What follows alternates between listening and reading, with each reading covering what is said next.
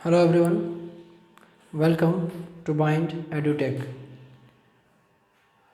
Unit 3 magnetic effect of current and magnetism का जो second part है मैग्नेटिज्म, उसके ऑब्जेक्टिव क्वेश्चंस पर हम लोग डिस्कशन कर रहे थे और आज उसमें आगे बढ़ते हुए एक नेक्स्ट क्वेश्चन है the torque acting on a bar magnet held at angle theta with magnetic field is maximum when theta is equal to. Question है torque acting on a bar magnet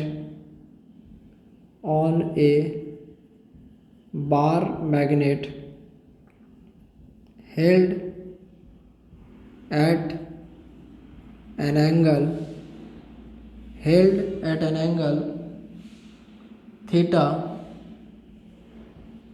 with magnetic field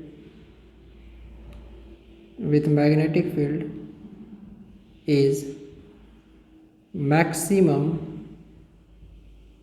when theta is equal to, पहला option है 90 degree, दूसरा है 180 degree, third option 360 degree and fourth option 0 degree. Last class में हम लोगों ने torque का एक्सप्रेशन फाइंड किया था और वो एक्सप्रेशन था दैट आपको मे भी याद होगा, tau is equal to mb sine theta and vector form में वो आया था tau is equal to m cross b। तो यहाँ पर हम लोग लिखेंगे कि torque acting on a bar magnet is तो टॉर्क का जो एक्सप्रेशन होता है दैट इज, हम लोग लास्ट क्लास में इस पर डिस्कशन किए थे कि torque acting on a bar magnet, और आप इसको चाहें तो मैग्नेटिक डाइपोल भी कह सकते हैं। इसका एक्सप्रेशन आता है tau is equal to m cross b, tau is equal to m cross b, और इसको और ज़्यादा एक्सपेंडेड फॉर्म में हम लोग लिख सकते हैं, जैसे जो वेक्टर प्रोडक्ट होता है that is a cross b, उसका फॉर्मूला होता है ab साइन थीटा, तो m क्रॉस b है, तो this is your tau is equal to mb sine theta. देखिए m जो है वो मैग्नेटिक डाइपोल मोमेंट को बता रहा है, b मैग्नेटिक फील्ड को बता रहा है, और जो थीटा है that theta is telling about the angle between the magnetic dipole moment and the magnetic field. और यहाँ पे जो वेरिएबल टर्म है वो थीटा ही है। क्वेश्चन को ध्यान से समझिए कि torque acting on a bar magnet held at an angle theta with magnetic field is maximum when theta is, मतलब किसी भी बार मैग्नेट पे जब टॉर्क कार्य करता है, टॉर्क एक्ट होता है, वो मैक्सिमम तब होगा जब थीटा का वैल्यू इनमें से क्या होगा। तो देखिए, चाहे तो आप 180 बैठाइए, 360 बैठाइए, आइदर 0 डिग्री बैठाइए, at every case the value of torque will be definitely 0। तो यहाँ पे आप हम अलग अलग एंगल्स आपको दिखाते हैं बैठा के। Torque is equal to mb sine 180, torque is equal to mb sine 360 degree and torque is equal to mb sine 0। इसमें भी वैल्यू 0 आएगा, इसमें भी 0 आएगा और इसमें भी 0 आएगा। ये तीनों कंडीशन में वैल्यू 0 इसलिए आएगा क्योंकि साइन 180 साइन 360, साइन 0 डिग्री, इन सब का वैल्यू 0 होता है। आप यहाँ से torque is equal to M B sine theta, और इसके जगह आप बैठा दीजिए 90, तो एम बी साइन 90, और साइन 90 का value 1, that's tau is equal to M B. अब इसके बाद इसका एक अल्टरनेटिव वे ये भी हो सकता है कि दैट जो टॉर्क होता है वो मैक्सिमम काम करने के लिए जो वेरिएबल टर्म होता है वो साइन थीटा होता है, और साइन फंक्शन जो है, तो साइन फंक्शन जो ट्रिगोनोमेट्रिक फंक्शन साइन है उसका maximum value sine theta is equal to होता है 1। This is the maximum value of the trigonometric function sine theta. तो साइन थीटा का वैल्यू 1 है, तो इसको आप ऐसे लिख सकते हैं that sine theta is equal to जो 1 है sine 90 degree, sine theta is equal to sine 90 degree. अब यहाँ से theta is equal to sine inverse sine 90 degree. ये 1 जो है वो मैक्सिमम वैल्यू को बताता है। इन्वर्स ट्रिगोनोमेट्रिक फंक्शन से we all have studied about sine inverse sine x is equal to x, that's why sine inverse sine 90 is equal to 90। तो यहाँ से आपको आ जाएगा theta is equal to 90 degree. इन दोनों प्रोसेस में आप किसी भी एक पार्टिकुलर प्रोसेस से जा सकते हैं। ये प्रोसेस ट्रायल मेथड है जिसमें हम लोग एक एक वैल्यू को पुट करके देखते हैं, और ये प्रोसेस जो है इसमें हम लोग मैथमेटिकल इक्वेशन का यूज करके देखते हैं। नेक्स्ट, तो इस क्वेश्चन का आंसर फर्स्ट वाला हो जाएगा ए। अगला प्रश्न है potential energy of a magnetic dipole is 0 when. बहुत ही इंटरेस्टिंग क्वेश्चन है, but first of all you have to find out the expression for potential energy।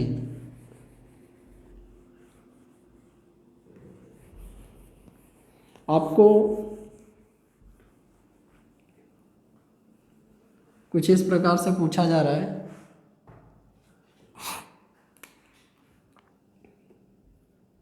कि potential energy of a magnetic dipole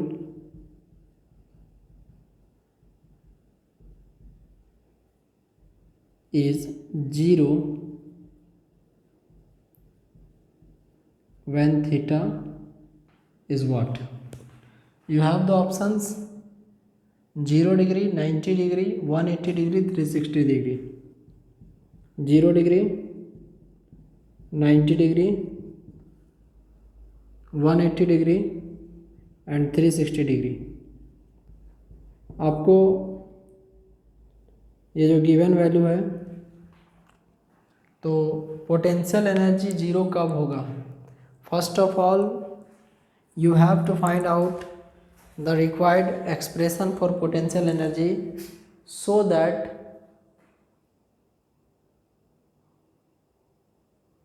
आप ये बता पाइए कि कौन सा एंगल पर उसका वैल्यू हम लोग को 0 के इक्वल में आएगा।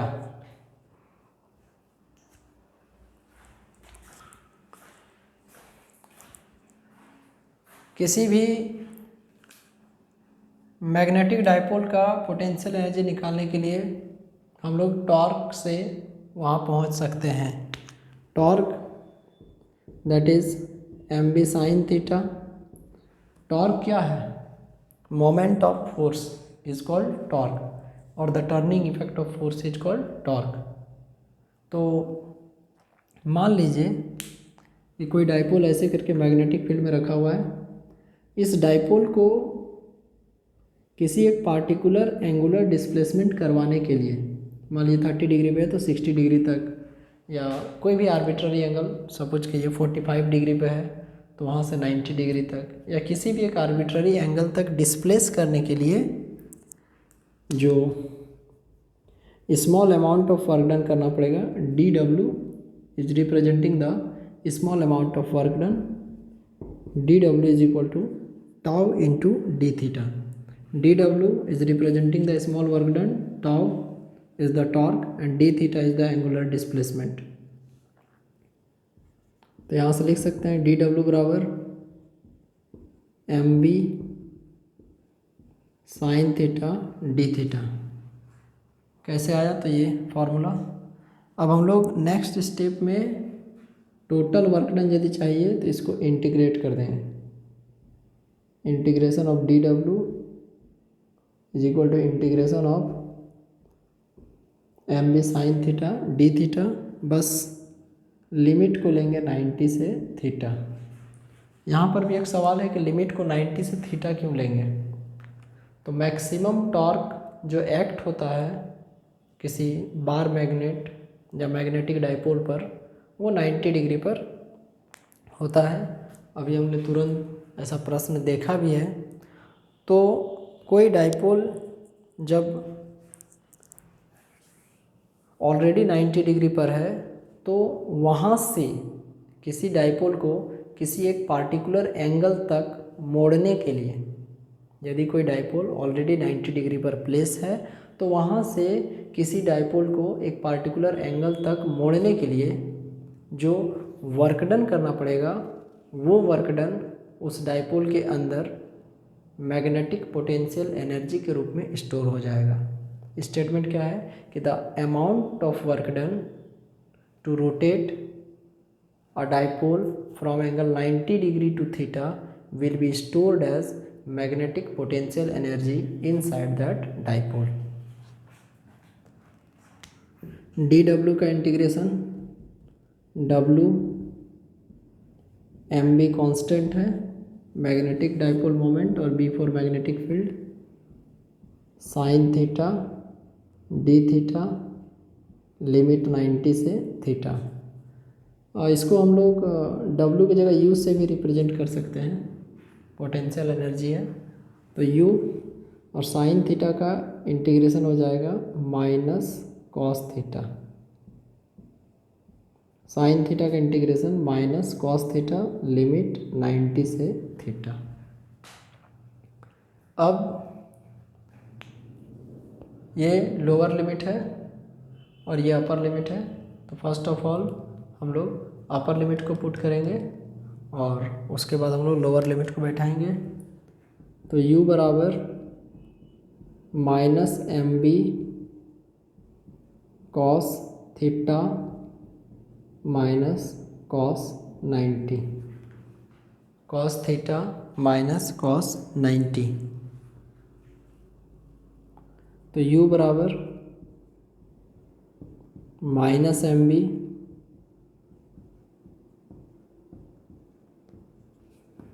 Cos theta minus 0। तो u बराबर minus m b cos theta.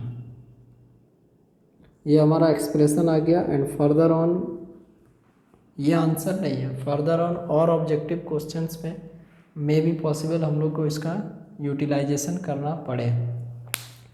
अभी क्वेश्चन है कि पोटेंशियल एनर्जी अंडरलाइन करते हैं ऑब्जेक्टिव को क्लियर करने के लिए। Potential energy is equal to 0। ये जो एक्सप्रेशन आया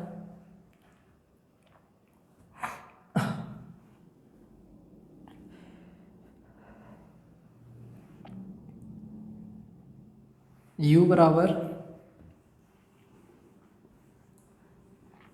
minus m b cos theta. तो हम लोग यहाँ पे u बराबर 0 पुट करेंगे, दिया हुआ है 0।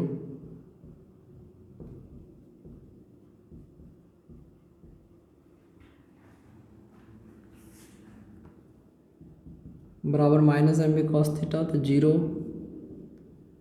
By minus m b is equal to cos theta. 0 by minus m b is equal to 0। 0 बराबर कॉस थीटा अब जीरो है तो इसको हम लोग कॉस π/2 या कॉस 90 लिख सकते हैं is equal to cos theta. ये इधर आ जाएगा cos inverse cos 90 degree is equal to theta. Cos inverse cos x का वैल्यू एक्स होता है।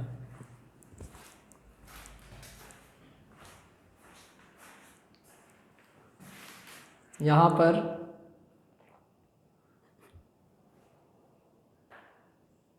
तो इस क्वेश्चन का आंसर ऑप्शन नंबर बी होगा, that's theta is equal to 90 degree.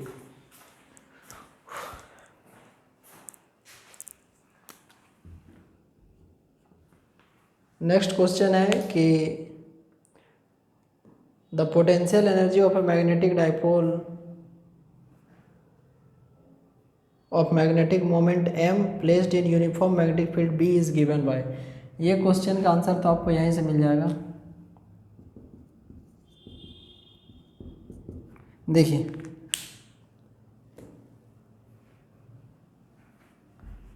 Potential energy of a magnetic dipole, question का आधा term इसी से लिखते हैं।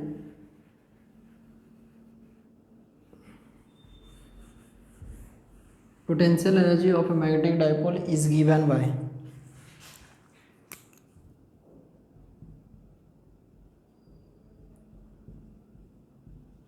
फर्स्ट ऑप्शन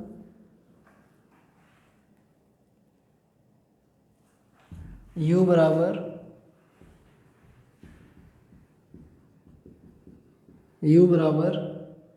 m.b,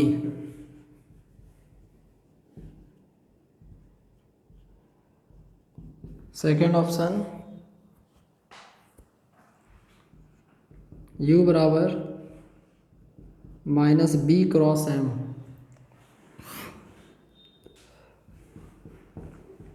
U बराबर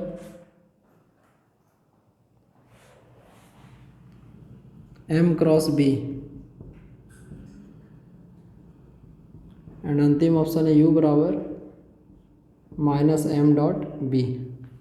देखिए इसमें से हम लोग देखेंगे कि पोटेंशियल एनर्जी का जो भी एक्सप्रेशन आया that is our U is equal to -mb cos theta. अभी अभी जो एक्सप्रेशन हमारे पास आया पोटेंशियल एनर्जी का वो क्या है ना, U is equal to -mb cos theta, और इसको हम लोग लिख सकते हैं U is equal to -m.b। जैसे a.b ab cos थीटा होता है तो m.b mb cos थीटा होगा। तो आप यहाँ पर कह सकते थे कि जैसे ऑप्शन ए में भी है m.b और इसमें -m.b है, तो ये ज़्यादा एक्यूरेट है क्योंकि एनर्जी में -mb cos थीटा आता है, तो वो माइनस साइन को इसमें रिप्रेजेंट किया गया है। नेक्स्ट क्वेश्चन है कि the magnetic dipole moment of a current carrying coil does not depend upon. देखिए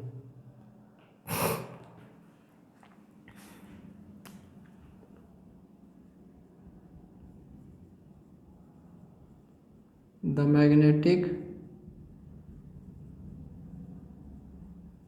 डाइपोल मोमेंट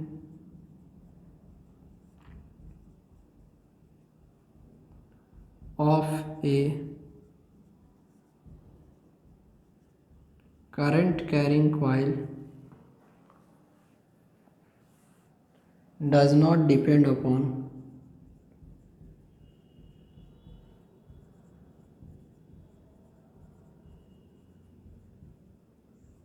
पहला number of turns of coil,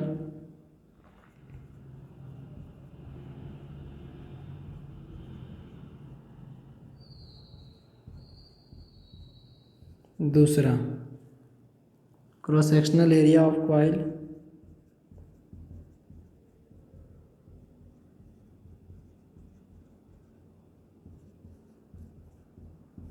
तीसरा, current flowing through the coil,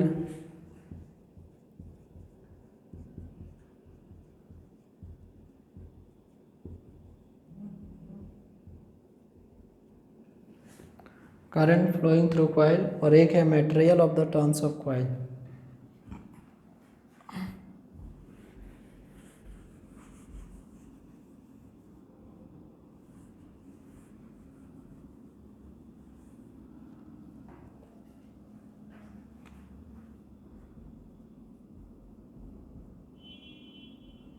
और एक ऑप्शन है material of the turns of coil.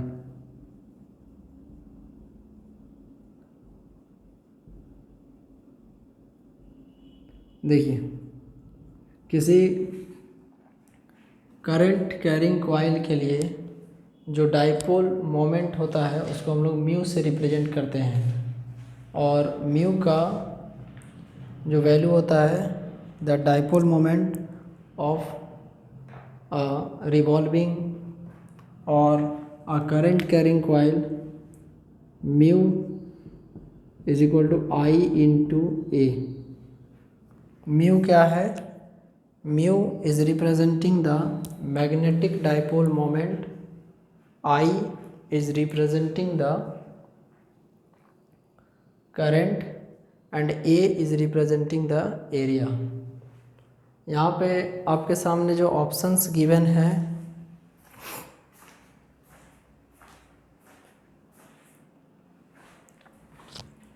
In options में first of all ये current पर depend करेगा मैग्नेटिक डाइपोल मोमेंट, दूसरा चीज़ एरिया पे डिपेंड करेगा, और तीसरा चीज़ नंबर ऑफ टर्न्स पर भी डिपेंड करेगा। छोटा एन लिखिए या बड़ा एन लिखिए, बड़ा एन में टोटल नंबर ऑफ टर्न्स आ जाएगा। तो एक बचा material of the turns of coil, वो जो कॉइल्स हैं उसमें जो नंबर ऑफ टर्न्स हैं उस पर डिपेंड करेगा, लेकिन वो किस मटेरियल से बने हुए हैं उस पर डिपेंड नहीं करेगा। तो इसका आंसर हो जाएगा ऑप्शन नंबर डी। अब इसके बाद हम लोग को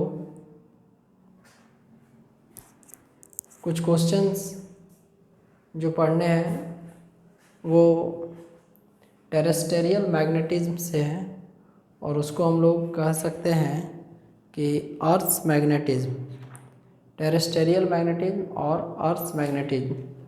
अर्थ का मैग्नेटिक फील्ड कैसे बिहेव करता है तो उसके बारे जानने के लिए जैसे एक क्वेश्चन पहले हम लोग लिख लेते हैं, that the angle of deep at a place where horizontal and vertical components of Earth's magnetic field are same is।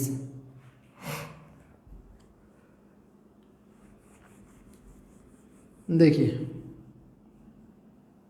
इस क्वेश्चन के लिए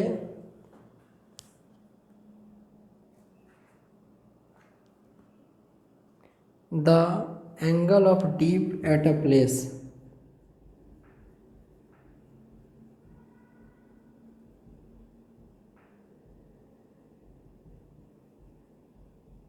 the angle of deep at a place where horizontal and vertical components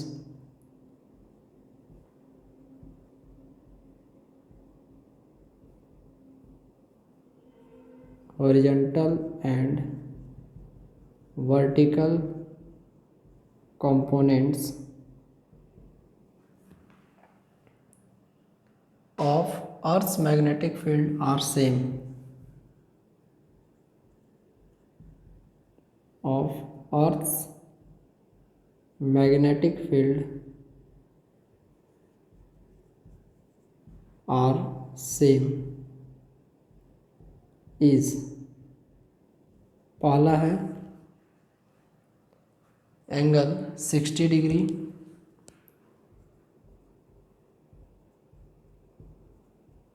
45 degree, 90 degree, और D में है 0 degree. तो हम लोग को एंगल ऑफ डीप फाइंड करना है उस प्लेस पे जहाँ पर धरती का जो हॉरिजॉन्टल कंपोनेंट और वर्टिकल कंपोनेंट सेम हो जाए। इस क्वेश्चन को बनाने के लिए आपको first of all deep knowledge होना चाहिए अबाउट द अर्थ्स मैग्नेटिज्म। हमारा अर्थ का जो मैग्नेटिज्म है उसके बारे और मैग्नेटिक एलिमेंट्स ऑफ अर्थ, ये दो चीज़ जब तक आपको नहीं पता रहेगा तो ऐसे प्रश्नों का आंसर सिर्फ रटना पड़ेगा, जबकि हर चीज़ के पीछे एक कॉन्सेप्ट है। तो ये चीज़ पढ़ने से पहले आपके लिए एक होमवर्क है कि जो थियोरेटिकल पोर्शन है about the magnetic elements of earth and earth's magnetism, ये जो दो टॉपिक हैं, एक अर्थ्स मैग्नेटिज्म और एक टॉपिक है मैग्नेटिक एलिमेंट्स ऑफ अर्थ। इन दोनों टॉपिक के पूरा ब्रीफ अध्ययन किए बिना हम लोग इस तरह के जितने भी प्रश्न हैं उसको बनाया नहीं जा सकता है। तो नेक्स्ट क्लास में हम लोग इससे आगे बढ़ते हुए फर्स्ट ऑफ ऑल ये टॉपिक्स पर डिस्कशन करेंगे एंड देन आफ्टर ऐसा प्रश्न तथा इससे जुड़ा हुआ जितने भी क्वेश्चन हैं उस पर डिस्कशन करेंगे। Take care of yourself. Thank you very much. Bye.